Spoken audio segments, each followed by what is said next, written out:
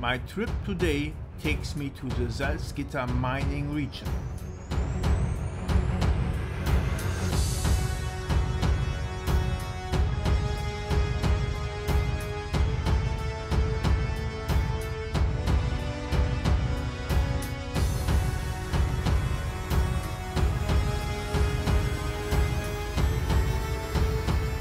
Iron ore mining began with the loss of the iron ore districts after the First World War. Many exploratory drills have been carried out. From this, it was calculated that there was a huge deposit of iron ore in the underground of Salzgitter, around 1.5 billion tons.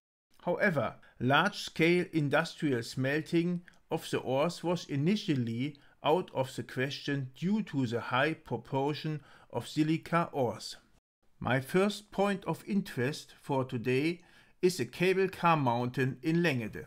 You can already see the mountain on the right hand side. A pulley from the head frame of the former Mathilde shaft, a miner statue and a mining cart are reminders of the mining tradition.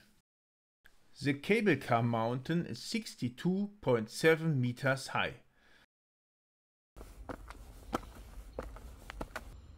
There are really a lot of steps. Done. Finally arrived at the top. From here you have a spectacular view over the country. The mine dump was created between 1917 and 1927 by the Sophienglück and Mathilde mine. When the available space was exhausted, at some point it was decided to dump the waste onto a dump. For this purpose, a cable car was built in 1917.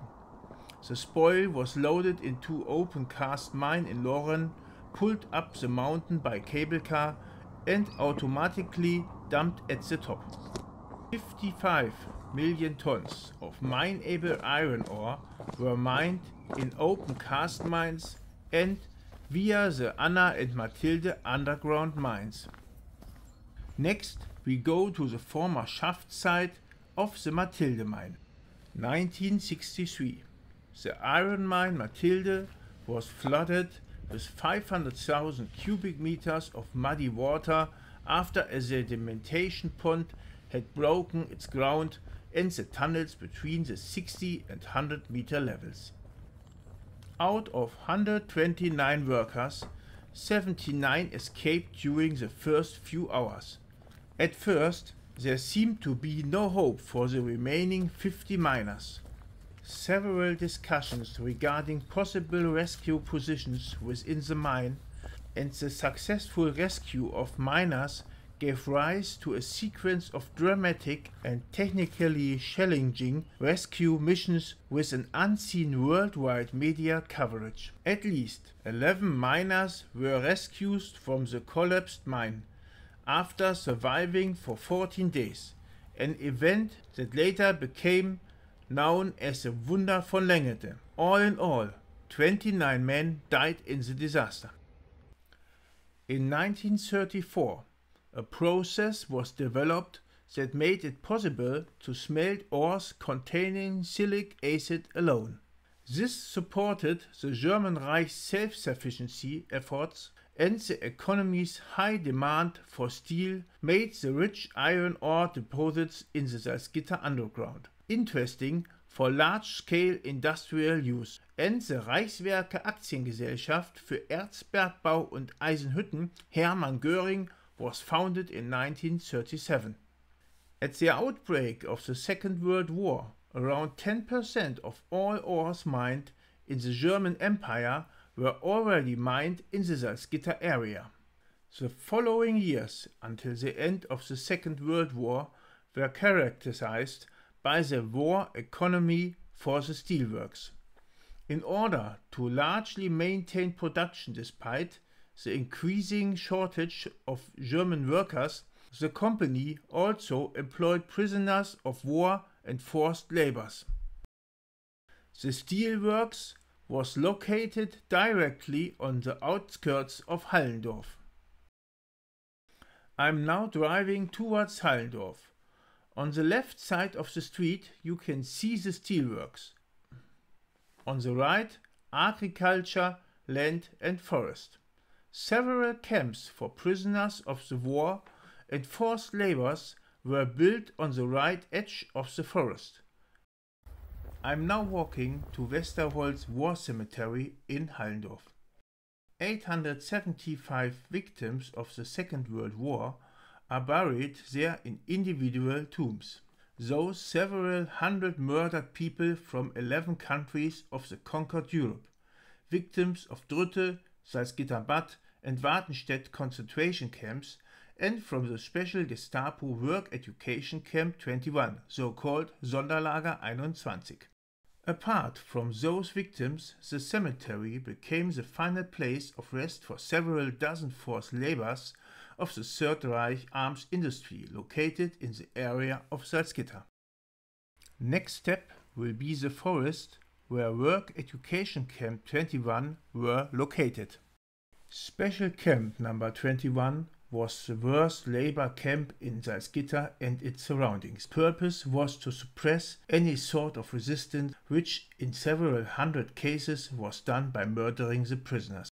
The creation of the camp was directly related to a constantly growing number of Polish forced laborers and their attitude towards discriminating regulations. 1940 restricting all the rights according to which Poles only had the right to slave labor. Poles reacting with passive resistance and boycotting German orders, as a result of which Göring commanded to use even more sanctions against them. In spring 1940, the management of the Reichswerke Hermann Göring facility handed over the area with barracks to Gestapo, and a camp was created there for Poles who were not efficient enough. Political opponents of the Nazi regime were also kept and killed there.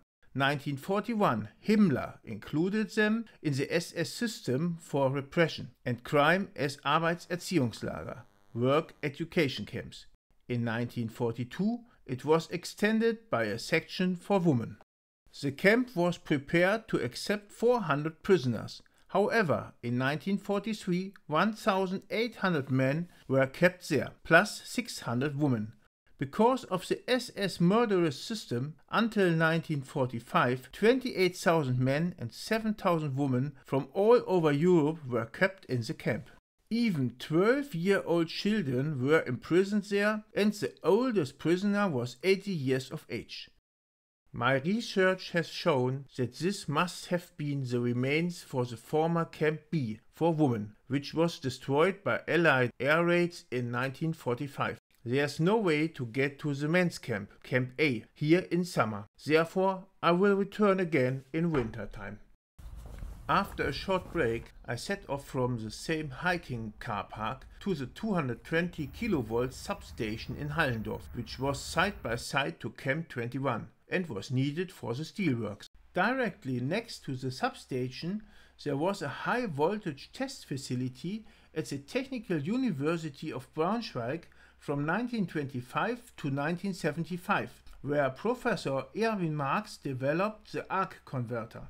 From 1937 to 1945, he was head of the electrical engineering department in the Reich Research Council. Now we go to the other side of the steelworks. You can see bunkers everywhere along the route, like the high-rise bunker in Wartenstedt. A little further, there are two splitter protection cells.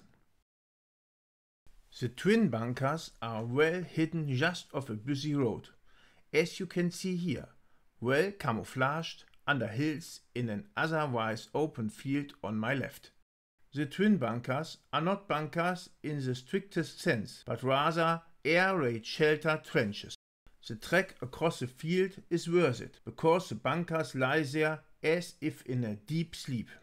Completely intact on the outside, they give the impression that they have sunk into the field over the last 70 years.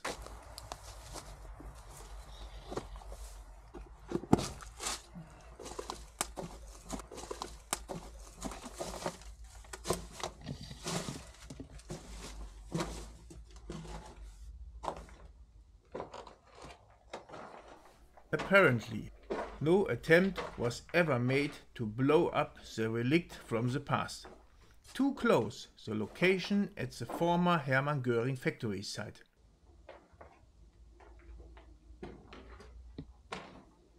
In the heart of the complex, it is damp and cold.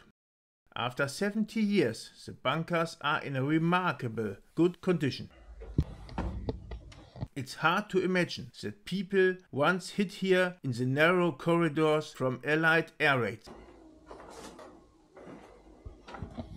The entrances to the bunkers are not locked. Access to all rooms is possible without any problems. No graffiti and not much trash.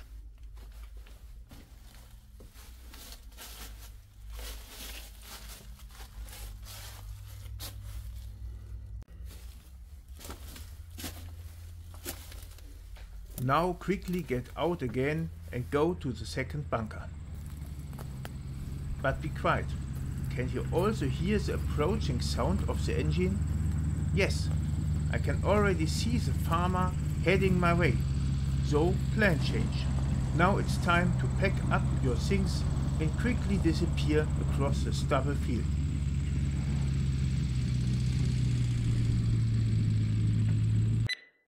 But that's how it is with urbex. There's always a certain risk. After this chase across the field, I take a break in the next town. I'm already parked at the next point of my journey. As you can see, we are close to the railway. Not far away, in the middle of the field and surrounded by a small forest, there is a former Reichswerke Hermann Göring train station. It is a slag recycling process. The slag was transported from the factory on small trains and further processed there. Forced laborers, especially from Camp 21, were used for this work. They called it Schlackendrütte, and was feared because many forced laborers died there due to the temperatures and inhumane working conditions. Unfortunately, everything is overgrown too.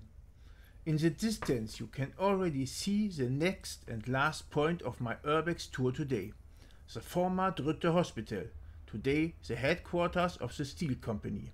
There should still be bunkers here too. I'm not sure if I will see anything outdoors in the summer. Not only are there many farmers in the fields here, the steel company's headquarters are also under video control. Here are some more information about what you could have seen here. In the area of the main administration of Salzgitter AG, there are further relics from the Second World War. Between the individual headquarters buildings, there is a hospital tunnel, works air protection of the former Hermann Göring works. This served as protection during an air raid. The tunnel is completely equipped with X-rays, operation rooms, sick rooms, doctor's room, lounges for the nurses, self-sufficient electricity and water supplies. Now I'm on my way back. The car is parked several kilometers away. On the way towards the motorway, the main administration is to the right of me. One thing is certain, I will definitely come back in winter when there is less vegetation.